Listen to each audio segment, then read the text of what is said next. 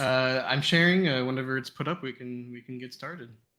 Um, Right. this is a big one, so we extra won't have time for guys staying at the end. This is it's there are so many changes. It's so 64 between now and the previous Wingly, Holy shit. and a lot of them were worth highlighting. Arguably most of them, if not all of them. But I tried, but it's still quite long. Also, lots of first time people. I think there were three. I should have written it down, but I think there were three or four people that this was their first time contributing to Wing, Nice. and a couple of them like they did their first one and then like did like four more like really quick. If you may have seen them if you've been looking at the PRs. But let's get started with some of the bigger things. First one is the ability to bring directories. So rather than just files, you can now bring a directory and access the types and also subdirectories within that folder. So in the example here, I'm bringing this stuff folder, which has its own like Wing file, but also a subdirectory with additional types. And I'm able to. I didn't write the contents, but assume there's a cool class in here. I can access that from that file, from this file, and I can also go to the subdirectory via just like a dot on effectively this folder namespace or a module, and you can keep accessing it.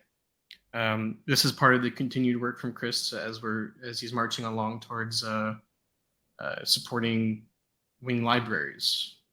There's a long list of things to do. Although this is also even without that, this is a useful feature for like starting to fill out like what does a Wing project look like. I don't think we entirely know. It still takes some experimenting and feeling out, but this enables now having actual directories and using that as an organization method. And I think the amazing thing to me, apart from the fact that it's a stepping stone towards libraries, which is like as we discussed in the previous item, something that's going to be crucial for Wing's success. But I think that the fact that it's so easy to import or bring an entire directory without having to do like things that you need to do in other languages, like I am more savvy in JavaScript. So, and I keep forgetting how to export stuff and exactly how to do all the mechanics around it. So having Wing just take care of it for me and being able to just bring a folder and use things from within it, to me, that's amazing. And so thank you, Chris. Yeah, definitely. I think I saw a question from.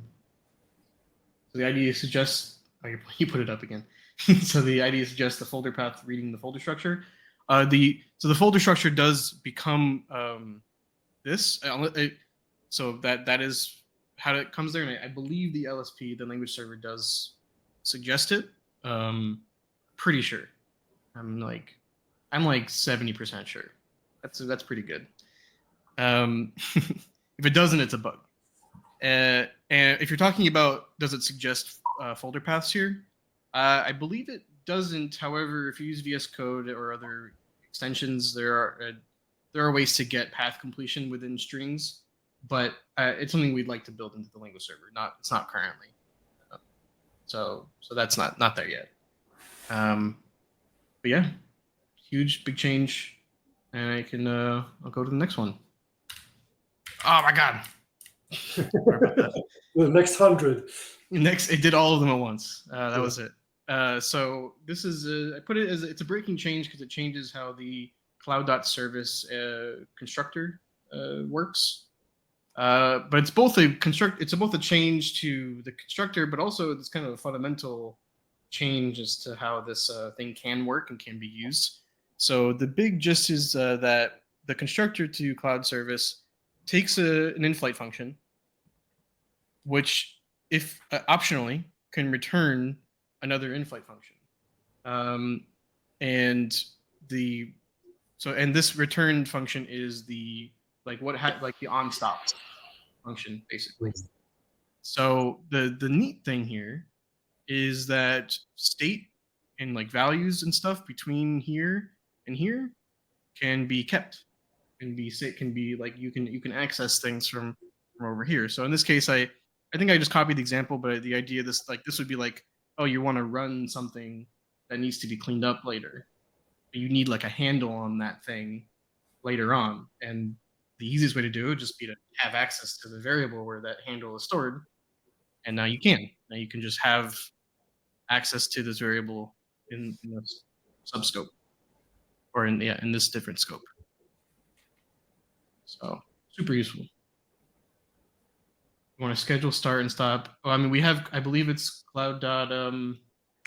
We have a thing. We have a thing for this, don't we? Is there a resource for? We have a scheduler, but Yeah, schedule. Yeah, schedule. I'm not sure if the cloud.service got dot stop. If it does, it's possible. If not, we should add it. Yeah. Oh, if you're talking about the in-flight APIs, is there a way to call stop on the service? I'm actually not sure. There should be. Probably that's a pretty reasonable API. But yeah, there is a cloud schedule, which would allow you to at least get most of the way there if that API doesn't exist to start and stop and run things on a cron. So yeah. This is a pretty. I believe this enabled some other pretty big stuff, but I mean, even you could probably think of some use cases on your own for where you would have a long running service that you may want to do this sort of thing. So I can move on to the next one. Hopefully, I'm gonna do it differently. Okay, only one slide advanced. So this one's a small breaking change to the API of JSON.entries, which previously returned, I believe, something equivalent to an array of JSON or an array of basically returned an array of arrays, I think, or an array of JSON. Either way, it's changed now to return a struct, which has a key and a value. Which makes more sense. Yeah. So previously, this was like you would have to access, instead of key, you would go to like the 0th element, and then for this one, you do the first element, the 1th element. So. I believe this was noticed in the last Wingly show, if I remember correctly, and Hassan found that change and went ahead and did it. So thanks for that. Also, I realized I forgot to mention this guy. I don't know who this guy is. I don't know. Yeah, he keeps wandering in. I don't know. He made the previous change. I forgot to say. Actually, yeah, it's amazing, and the lad. I guess you don't hear it often enough, but the fact that you're able, on top of all the other things that you're doing in Wing, the fact that you're a CEO that manages to actually write meaningful code, that's amazing. Yeah, it is nice. Sorry, go for it, Suf. I just wanted to thank Gerard for reviewing PRs in a meaningful way. Oh yeah, I think even he does everything. So managing company, writing code, and the hardest job. I mean, one of the hardest things you can do is review a lot of PRs. Like that's it's really tough, I think, to like be a helpful PR reviewer. It's a really good skill. So yeah. Anyway, that's forgot to mention him. Hassan made this one. Super good change, I think, from the ergonomics. It was just kind of a gap that we missed in implementing the other side. And again, system proves that we're a Wingly-driven company. Yeah, Wingly-driven development. Yeah, there's definitely been several things we found on Wingly, and we're like, oh yeah, shoot, we should get that. Maybe we'll find another one coming up. Let's see. Yeah. Next up is a change in not in Wing itself, but in how Wing, the repo, and the project run. This is from Suf, so thank you, Suf, right here. The big thing here, actually, this is rare. Suf, do you want to talk about it? I can talk about it, but usually we don't have people that actually made the changes in the show. I actually just thought about that. I can talk about it too if you want. But yes, you can talk about it. Okay, I'll talk about it. I didn't. I mean, I just wrote the slide. I didn't. I don't have. I'll talk off the cuff, but I'm happy about it, so I'll be happy to talk about it. So previously we ran tests. So wing tests runs by default in the simulator. So we ran all of the wing files in our like big example pile to make sure we don't have any regressions or the new features works. We ran that in the simulator, and that's great. But a promise of Wing, or a hopeful promise, is that if it works locally, it works in the cloud.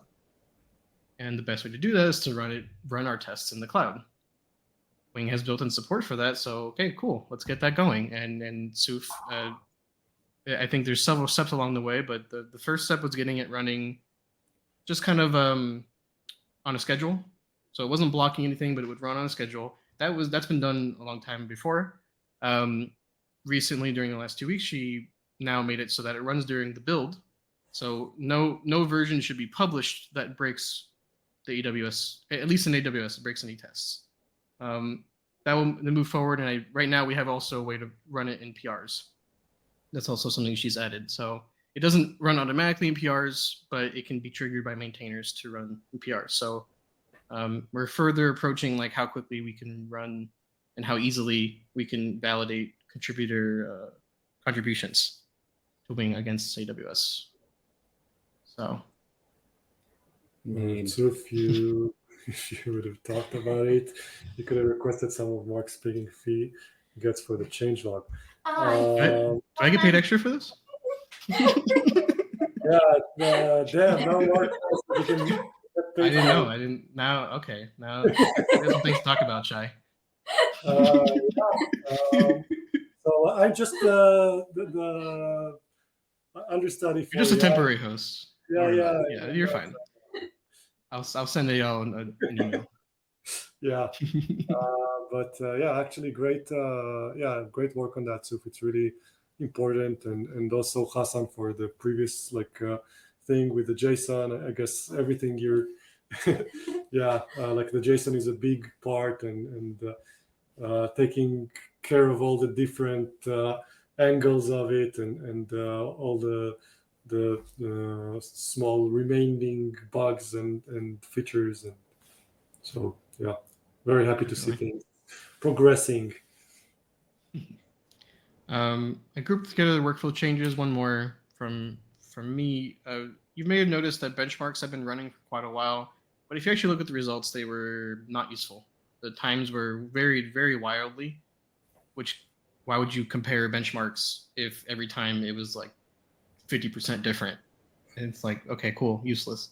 So now benchmarks are much more reliable. There's still a little bit of variability. We are still running them in GitHub Actions, which is like it's a shared resource. Like there's some volatility in that, but significantly more useful. The variation should be within a statistically useful amount. So and now there's a comment that gets posted with the results. Before it was hidden in the build logs because it wasn't useful. Now it shows it to you because it can actually be useful, and it will gate PRs if there is a too big of a regression in performance. We're still tuning that number, like what that gate is, but we'll figure it out. So now it's here. Wow, that's super cool, and we've had regressions, and we all really hate it when things become less responsive. So. Yeah, Suf, you wanted to say? I just wanted to say that I really like it because I really like numbers, and I got lots of numbers with each PR. There's so many. Like you like how many numbers you like? How many digits? You got all the numbers, all the digits. You got even a decimal point. Oh my god! Go crazy with numbers. Pretty reliable too. What more can you ask? Yeah, and then we should maybe format it like NBA statistics or something. And I guess we can have more numbers. Like we got all the statistics. We got standard deviations. We got how many percentiles? Like this 95th percentile number. We got all. I don't show them all, but they're. I also want like personal numbers, like to see who's the person that has had the most advancements, and who's the person who had the most regressions, and by how much, and and the ratio between PRs and regressions. Yeah, you can do a lot of like stuff. A scoreboard. So I've actually thought about this. All data about benchmarks is stored, so we can do like a report, like an aggregate report, for every PR and every build. Well, not yeah, technically every build. So, but yeah, it's in the cards. That is an option. Yeah. So To if see anyone has who's ruining Wing. yeah,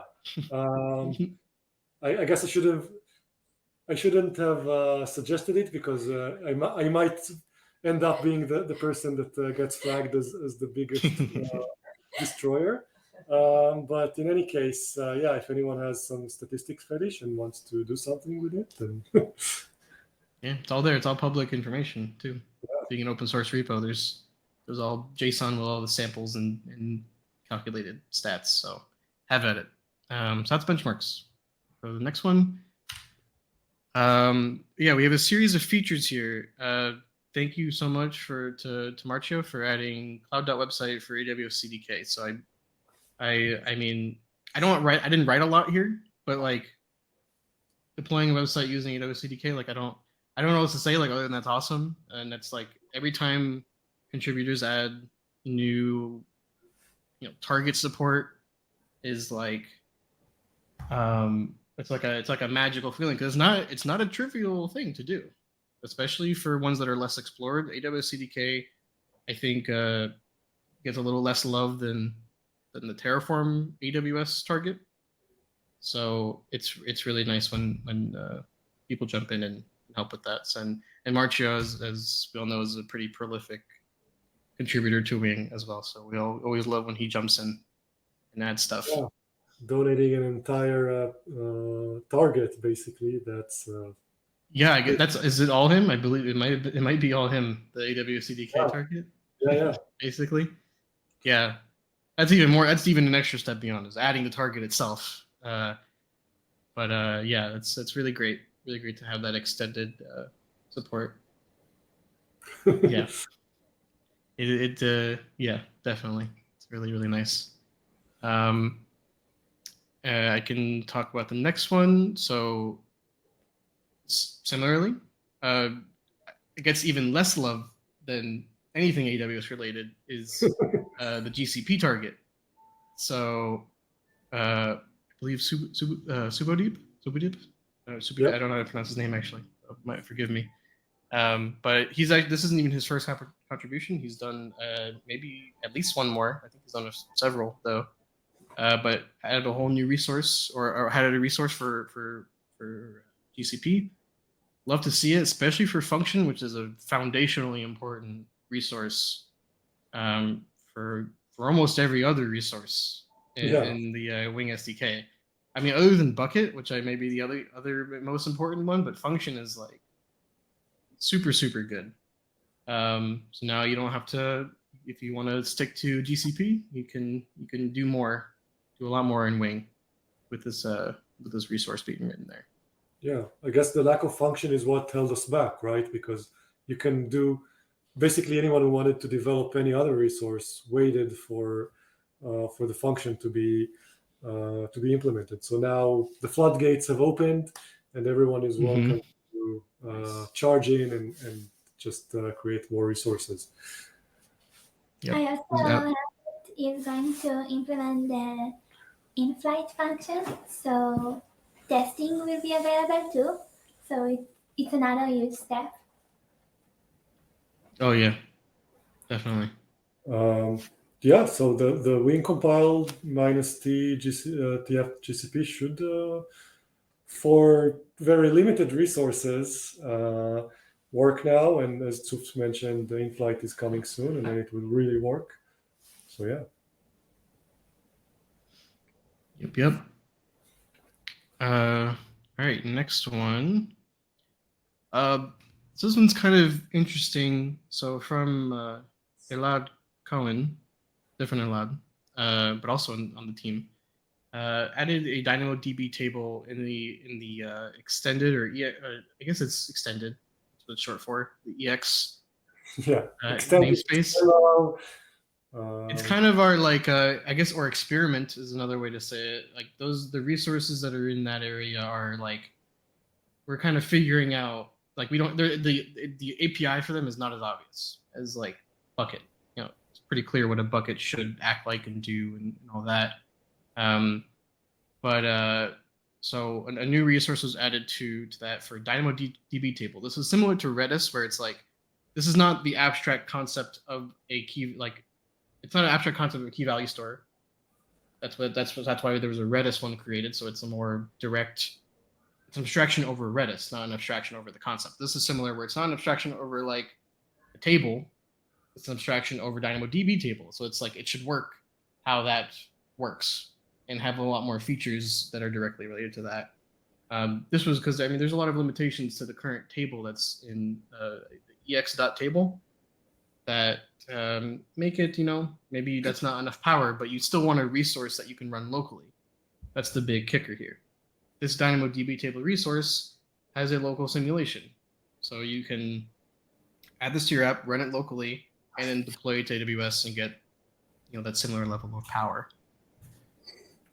Yes, and I think it's worth noting about the DynamoDB table. I guess it might be a bit confusing to some people, at least, because they view Wing as like this abstraction layer, and here we have a resource that's basically provider specific. That's a DynamoDB table. It's an AWS resource, but I think that's the idea behind Wing. Like it is extensible, and we do realize that sometimes, you might say that you don't want to abstract something, you just want a specific resource from a specific cloud provider. And with Wing, you can actually generate the resource in such a way so you also have a local implementation. It can be a local stack implementation. It can be some other way to do that. And so, that's just a note. And Mark, how many more big features do you have? Because I'm getting signals that we're out of time. They're actually all big features. They're actually all big. I put big on every name. Also, I don't know. At least 5.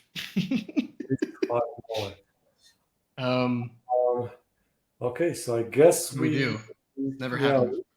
We'll have to do them on the next show. Hopefully, I don't know. On one end, I hope that we'll have also a lot of new things for the next show, and maybe we need to pre-allocate more time. But for today, I guess we need to wrap things up. It's like those drama TV series that stops right in the middle of cliffhanger. Yes, this word. Yeah, so the geek version of a cliffhanger. I can do them really fast. Yeah, that's a good idea. Just, Wow. Actually, you know what?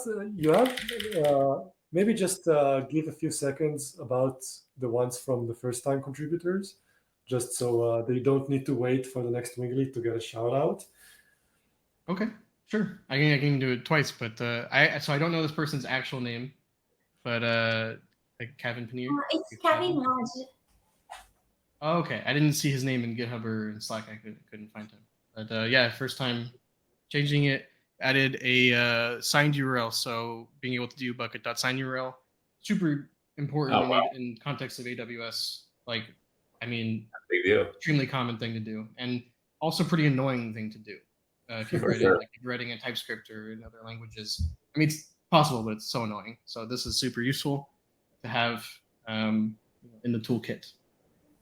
Yep. So thank you. So. Am I only showing first-time contributors? How about Gary? All the love for Gary. Yeah, we must. Gary fans in the house. We must show some love for Gary.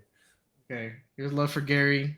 The big thing, it's hard to see here, but the parse URL, being able to parse URL and get a nice data structure with all the information about the URL, and similarly the other way around, formatting your URL, so using the struct data to create a URL. Boom, done. Nice. I feel like I'm just going to go over all of them. Yeah. Here's Hassan. Forget Hassan. I don't care about him. Lance added a documentation update for Windows, which we needed for contribution. super useful. It was also he's working on a really big change right now regarding in the compiler. Really useful. So I'll probably include him next time as well. But yeah. Thank you, Lance. Thank you for the documentation update. Yeah, and Hassan, you know where Mark lives, so feel free to retribute. I think I'm done with first time. Actually, no, I'm not. There's still like 3 more slides. Let's just go quickly over them. So I just do it? Okay. Luckily, this one's short, but Anantu, thank you so much for adding a test. I believe Anantu's here. Thank you for adding this test. It may seem small, but like tests are probably the most important thing. Like code is useless. Code doesn't like code is code is something to fix later. Tests are a validation that things actually work. So as small as it might seem, these are incredibly important things. I just put an example of one. He wrote a lot of cases. I just put a small thing. Yes. I also reviewed it. It was maybe like 100 lines of tests. That was really impressive. Yeah, super great. This is actually the last one. Okay, so Taz, I believe was his nickname. He had a full name. Thank you for that for another first time contribution. This is for an improved error message where I think it was really unclear when you use a resource that wasn't supported in Target. It was kind of like it just didn't read right. It doesn't tell you enough information. So he improved it to add more details to it and a link as well. And yeah, it seems like you do need an entire show just for the changelog. Yeah. Oh wait, there's one more. EJ added a fix to in AWS where when you popped a message, it didn't actually delete the message from the queue. So this would fail. This would fail. But now it works. Now it actually properly pops the message from the queue. Cool. It was only happening in AWS and not locally. So thank you, EJ. I'm done now. I'm done. Thank you, EJ. All right.